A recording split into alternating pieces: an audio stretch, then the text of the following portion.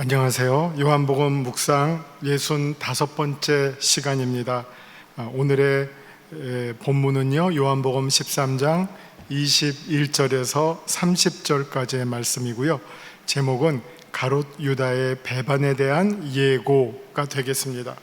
자, 말씀 요점을 보고 본문을 한번 읽겠습니다. 예수님은 영접하는 일과 파송에 대한 말씀을 하신 후 곧바로 괴로워하시는데, 그 이유는 제자의 배반 때문이었습니다. 너무나 의외의 상황이므로 누가 배반할지 궁금해하는 제자들에게 예수님은 알려주셨음에도 불구하고 제자들은 전혀 눈치채지 못하는 상황이 잘 드러나고 있습니다. 그러나 유다는 자신이 선택한 배반의 길을 한 걸음씩 점점 나아가고 있습니다. 이런 내용이 등장하고 있습니다. 자, 본문 21절부터 30절까지의 말씀을 제가 먼저 읽겠습니다. 예수께서 이 말씀을 하시고 심령이 괴로워 증언하여 이르시되 내가 진실로 너에게 이르노니 너희 중 하나가 나를 팔리라 하시니 제자들이 서로 보며 누구에게 대하여 말씀하시는지 의심하더라. 예수의 제자 중 하나 곧 그가 사랑하시는 자가 예수의 품에 의지하여 누웠는지라. 시몬 베드로가 머릿짓을 하여 말하되 말씀하신 자가 누구인지 말하라 하니 그가 예수의 가슴에 그대로 의지하여 말하되 주여 누구니이까? 예수께서 대답하시되 내가 떡 한 조각을 적셔다 주는 자가 그니라 하시고 곧 한 조각을 적셔서 가롯 시몬의 아들 유다에게 주시니 조각을 받은 후 곧 사탄이 그 속에 들어간지라. 이에 예수께서 유다에게 이르시되 내가 하는 일을 속히 하라 하시니 이 말씀을 무슨 뜻으로 하셨는지 그 앉은 자 중에 아는 자가 없고, 어떤 이들은 유다가 돈꾀를 맡았으므로 명절에 우리가 쓸 물건을 사라 하시는지 혹은 가난한 자들에게 무엇을 주라 하시는 줄로 생각하더라. 유다가 그 조각을 받고 곧 나가니 밤이러라. 아멘. 자, 21절부터 본문을 보죠. 예수께서 이 말씀을 하시고 심령이 괴로워 증언하여 이르시되 내가 진실로 너에게 이르노니 너희 중 하나가 나를 팔리라 하시니, 21절에 이 말씀을 하시고는 13장 20절까지의 말씀이고요. 더 좁혀서 말씀드리면 19절 20절의 말씀이 되겠죠. 19절에서 지금부터 일이 일어나기 전에 미리 너희에게 일러둠은 일이 일어날 때 내가 그인 줄 너희가 믿게 하려 함이로라. 여기서 자꾸 일이라고 하는 것은 예수님을 배반하는 제자의 가롯 유다의 배반을 말하겠죠. 그 일 그러면서 예수님께서 20절에서 나를 보낸 자를 영접하는 자는 나를 영접하는 것이요 나를 영접하는 자는 나를 보내신 이를 영접하는 것이니라. 그러니까 이 유다의 배반은 단순히 말하면 단지 예수님을 배반하는 것만이 아니라 궁극적으로는 예수님을 보내신 하나님을 배반하는 것이고, 그거는 정말 유대인으로서는 상상할 수 없는 가장 중한 범죄라고 말할 수 있겠죠. 이 사정을 아시니까 예수님은 그 심령이 아주 괴롭고 힘드셨을 줄로 압니다. 그래서 이 성경에서 괴로워한다라고 하는 표현이 그렇게 자주 등장하는 건 아니에요. 그 앞서서 나사로가 죽었다 하는 소식을 들었을 때 예수님의 마음이 아주 괴로웠고, 또 12장 27절에서도 지금 내 마음이 괴로우니 무슨 말을 하리요 하면서 이 십자가를 앞에 두고 한 알의 밀알이 떨어져 하는 이 고난의, 말할 수 없는 고난의 상황을 앞두고 예수님의 마음이 괴로웠다 하는 그런 예가 있는데, 이번에는 이제 제자의 유다의 배반을 두고 예수님의 마음이 심히 괴로운 가운데 등장하고 있습니다. 너희 중 하나가 나를 팔리라 하시니. 이 말을 듣고, 이 말을 들어도 우리가 어떤 때는 너무 생각하지 못했던 말이 들리면 들어도 자기가 들은 바를 깨닫지를 못하는 경우가 많이 있습니다. 이 말을 들으면서도 이 말이 무슨 뜻인지를 영문을 모르는 상황이라고 말할 수 있겠죠. 그러자 22절, 제자들이 서로 보며 누구에게 대하여 말씀하시는지 의심하더라. 서로 이제 두리번들, 이거 누구지? 그러니까 이게 의심하면서도 깨닫지를 못하는, 당황해하는 그런 상황이죠. 요즘 말로 멘붕의 상황이라고 말할 수 있겠죠. 혼미한 상황, 혼돈된 상황. 23절, 예수의 제자 중 하나가 곧 그가 사랑하시는 자가 예수의 품에 의지하여 누웠는지라. 그러니까 이게 그 예수님께서 지금 22절에서 말하고 있는 1절, 21절에서 말하고 있는 그 내용을 만약 제자들이 제대로 인지했다면 저는 지금 23절과 같은 동작은 안 나올 거라고 생각합니다. 평소에 예수님의 품에 이렇게 막 안겨서 어리광 부리고 그랬다 하더라도 21절의 말씀이 제대로 들리면 그렇게 앉았다가도 벌떡 자세를 고추 세워서 지금 이게 무슨 말이야? 아마 서로 놀래서 두리번거리면서 그런 어떤 위기 상황이 연출이 돼야 될 텐데, 이 아무리 사랑을 받는 제자라고 하더라도 그 예수님께서 그런 말씀을 하시는데 그냥 이렇게 누워서, 이거 제가 이런 말을 써서 좀 죄송하지만 거의 좀 노닥거리고 있는 수준이거든요. 그 말을 듣는 둥 마는 둥 그냥 자기는 누워서 예수님의 품에 그냥 안겨서 그냥 이러고 있는 거예요. 그러니까 사실은 지금 이 제자들이 이 상황을 제대로 인식하고 있지 못하다고 하는 거죠. 그런데 베드로는 24절, 시몬 베드로가 머릿짓을 하여 말하되 말씀하신 자가 누구인지 말하라 하니. 이때도 이 베드로의 심정이 아주 미묘하죠. 그 말을 들으니까 어떻게 보면 자기가 제자들 가운데 어떻게 보면 대표자고, 그러니까 제자들 전체를 마치 어떤 팀의 주장처럼 잘 관리해야 할 책임이 있는데, 이런 말을 들으니까 자기로서는 이게 어떤 주장으로서, 수제자로서 넘겨버릴 수 없는 말이에요. 넘겨버릴 수 없는 말인데, 그렇다고 그 주제가 너무 엄중한 주제죠. 엄중한 주제예요. 그러면서 이 말을 왜 베드로가 직접 예수님께 말하지 못했을까? 아주 여러 가지 좀 복잡 미묘한 상황이 있는데, 이때 베드로가 선택한 방식은 자기가 직접 예수님께 따져서 묻지 않고 그 어떤 전략을 쓴 거죠. 평소에 예수님의 가장 친밀했던 그 제자, 지금도 품에 안겨 있는 그 제자를 통해서 이 문제에 대한 답을 듣고자 했어요. 그래서 그 그림이 그려지시잖아요. 베드로가 선생님, 이게 지금 무슨 말씀이에요? 누가 그런 말을 한답니까? 당장 알려주세요.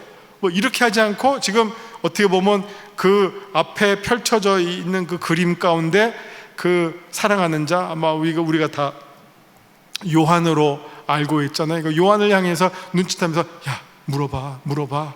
누군지 한번 네가 알아봐. 이렇게 지금 눈으로 사인을 지금 계속 주고 있는 거죠. 그렇게 얘기하고 있잖아요. 말씀하신 지가 머릿짓을 하며 눈짓을 하며 누군지 한번 말해봐. 그러자 그가 가슴에 그대로 의지하여 말하되 주님 누구예요? 이렇게 말했겠죠. 전혀 지금 이게 심각하게 안 돌아가고 있는 상황이죠. 누구예요? 그 사람이 누구예요? 이렇게 말했겠죠. 그러자 26절, 예수님께서 대답하시되 내가 떡 한 조각을 적셔다 주는 자가 그니라 하시고, 곧 한 조각을 적셔서, 아마 포도주에 이렇게 적셨겠죠. 적셔서 우유가 있었다면 또 우유 있을 수도 있고요. 이렇게 적셔서 가룟 유다에게 넘겨주셨어요. 그러면서 이렇게 내가 빵을 전해주는 자가 곧 나를 배반할 자다, 나를 대적할 자다 라고 사실은 알려주셨어요. 그런데 27절, 조각을 받은 후 곧 사탄이 그 속에 들어간지라. 이에 예수께서 유다에게 이르시되 내가 하는 일을 속히 하라 하시니. 자, 이 앞부분에서 조각을 받은 후 곧 사탄이 그 속에 들어간지라. 저는 이 표현이 마치 무엇의 정반대의 표현이냐, 성찬식의 정반대의 표현이다 라고 보여집니다. 사실 성찬식은 어떤 겁니까? 예수님께서 빵을 포도주와 함께 우리에게 주시는 사건이에요. 그러면서 이 빵은, 이 떡은 뭐죠? 너희를 위해서 주는 내 몸이다. 그리고 이 잔은 뭐냐? 너희를 위해서 흘리는 내 피다. 이 떡을 먹고 이 잔을 마시는 자마다 나를 기념하고, 나를 기념하라고 하시고, 이거를 먹는 자마다 어떻게 보면 그들의 마음 속에, 심령 속에, 삶 속에 예수님의 살과 피가 들어가는 거예요. 예수님과 온전히 몸과 영혼으로 하나가 되는 사건이에요. 연합하는 사건이에요. 그래서 예수님을 먹고 마시는 사건이에요. 그걸 먹을 때마다 성령이 우리 안에 임재하시고 찾아오셔요. 그래서 우리가 성찬식 때 하는 기도가가 무엇이죠? 성령 임재의 기도죠. 그럴 때 단순히 빵과 포도주였던 것이 예수님의 살과 피를 의미하는 것으로 우리에게 다가오고 우리 속에 들어오게 되는 것이 성찬식이라면, 그것과 정반대로 지금은 예수님께서 이렇게 찍어주셨지만 그 마음 가운데 악한 생각이 있을 때는 예수님이 주시는 떡과 잔을 먹는다 하더라도 무엇을 먹고 마시는 거냐? 자기의 죄를 먹고 마시는 거다. 자기의 죄를, 이 성찬을 받을 준비가 되어 있지 않으면, 믿음으로 받지 아니하고 욕심으로 받으면 자기의 죄를 먹고 마시는 행동이 된다. 그래서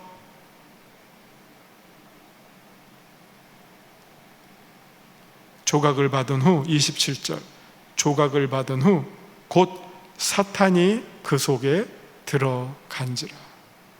계속해서 성경은 마귀가 그 유다의 마음 속에 명령하고 지시하고, 그래서 지금 유다는 지금 마귀와 사탄의 조종을 받는 존재로 전락하게 된 거죠. 예수님의 제자로부터 그의 욕심으로 인해서 마귀와 사탄의 조종을 받는 하나의 하수인으로 전락해버리는 상황이 계속 등장하죠. 예수님께서 말씀하십니다. 사실은 성찬식 끝나고도 정말 이렇게 성찬에 참여한 자로서 세상에 파송을 하잖아요. 그리스도의 증인으로 세상에 나가 사십시오, 세상에 평화를 전하십시오 하는 것처럼 이번에는 사탄의 지시를 받아서 내가 사탄으로부터 지시받는 바, 내 욕심이 추구하는 바를 그대로 해라. 이것도 순종이라고 할 수 있을까요? 제자들은 도무지 예수님께서 왜 이런 행동을 하시는지 꿈도 꿀 수가 없었어요. 나중에 이제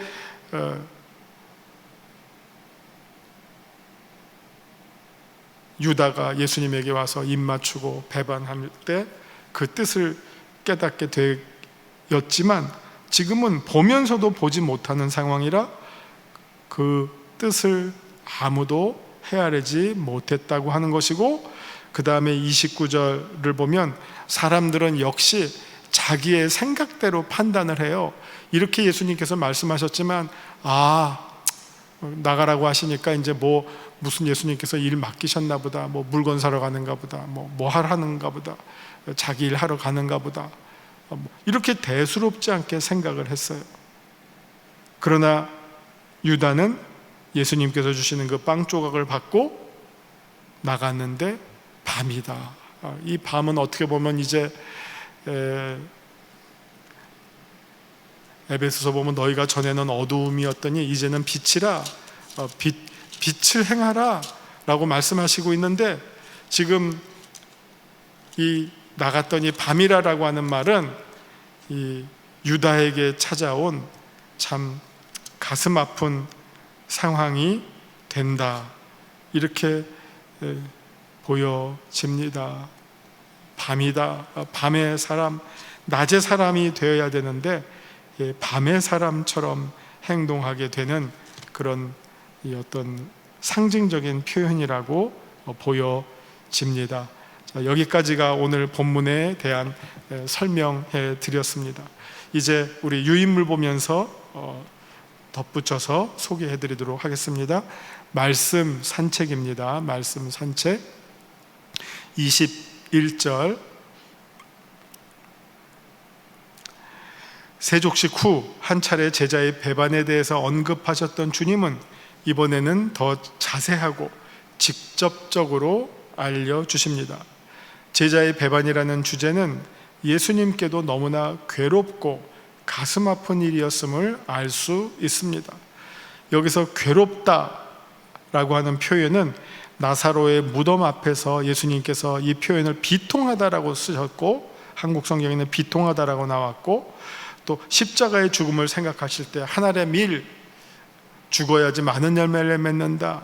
사실 그게 예수님 자체로서는 괴로운 일이잖아요. 그때 등장했던 단어입니다. 그러자 제자들은 매우 당황해합니다. 설마 누가 예수님을 배반할까 하면서 어리둥절해하면서 서로의 눈치를 보는 그런 상황입니다. 요한복음에 자주 등장하는 사랑하는 제자가 이제 요한복음에서 처음으로 여기에서 등장합니다.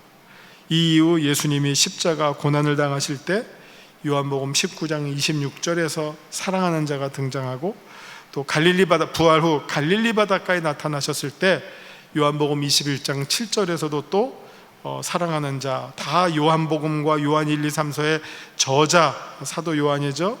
베드로에게 마지막 사명을 주셨을 때 그때에도 또 사랑하는 자가 등장합니다. 그 외에도 18장 15절에 등장하는 제자도 결국은 사랑하는 제자일 것으로 추정합니다.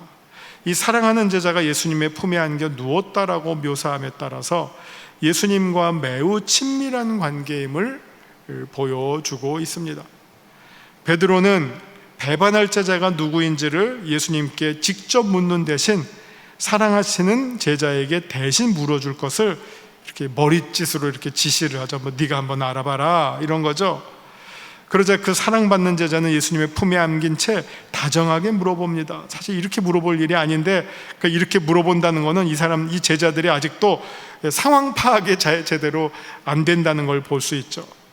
예수님은 사랑받는 제자의 물음에 조금도 주저함 없이 떡 한 조각을 적셔서 주는 자가 곧 배반할 제자라고 말씀하시면서 그렇게 가룟 유다에게 떡을 전해 주십니다.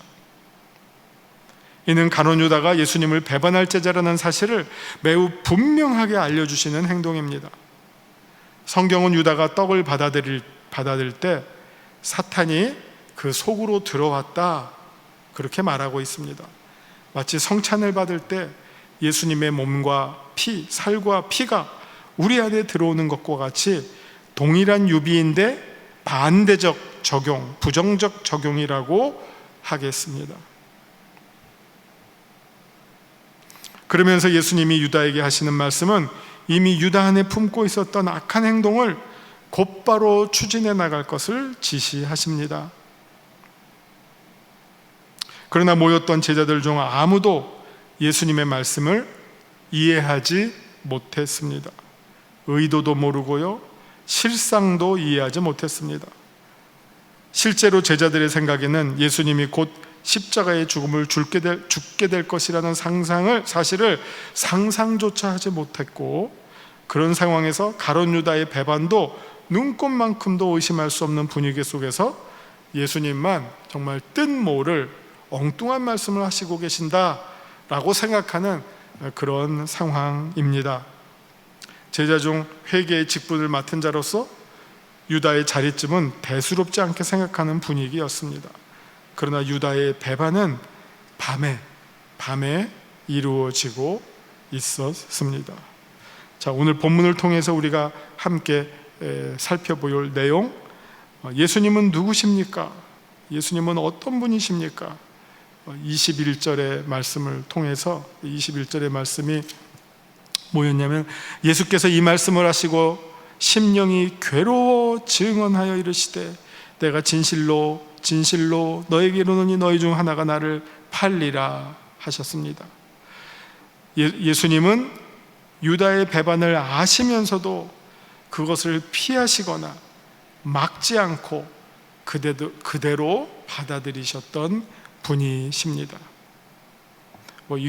그렇다고 해서 만약 여러분 주위에 여러분에게 무슨 사기치는 사람이 있고 속이려는 사람이 있다면 알면서도 속아주고 사기 당하라는 말 아닙니다. 이게 아까 제가 말씀드렸습니다. 이거는 특별한 상황이지 일반적인 상황이 아니다. 이걸 여러분 성경 말씀의 어떤 부분을 일반적인 상황에 적용할 게 있고 특수한 상황에 적용할 게 있습니다. 이 특수한 상황에 적용해야 할 말을 일반적인 상황에 적용하시면 큰 낭패를 보시고, 이거는 성경 말씀을 그대로 사는 방법이라고도 말할 수 없습니다. 또 뱀처럼 지혜롭고 비둘기처럼 순결해야 하는 이 두 가지 면을 여러분 모두 함께 보셔야 합니다. 자, 내게 주시는 교훈은 무엇입니까?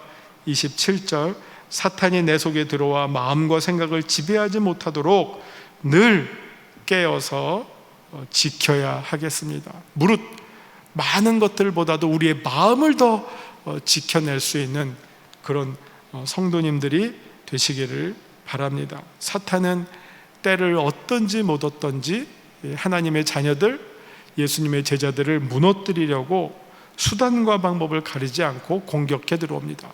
교묘하게 공격해 들어옵니다.